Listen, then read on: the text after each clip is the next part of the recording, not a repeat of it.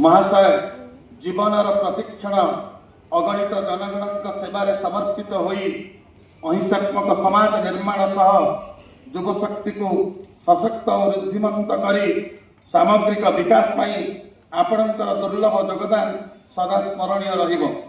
अगणित भिएली मानकर सर्वप्रथम राज्यस्तरीय बंधु मिलन और भिएली भवन लोकार्पण समारोह मित उत्सव पुण्य अवसर में आपणक भली जड़े माटीमनस्क महानुभव को संगठन सर्वप्रथम दुर्लभ सम्मान अहिंसा मित्र सम्मान 2025 सम्मानित करी आमे अत्यंत आनंदित और गर्वित होगा सहित आपणक सुस्थ दीर्घ और निरामय जीवन कामना करूँ। भिएली यूनियन ओडिशा परिवार 14 जुलाई 2025 सोमवार जयदेव भवन भुवनेश्वर ओडिशा।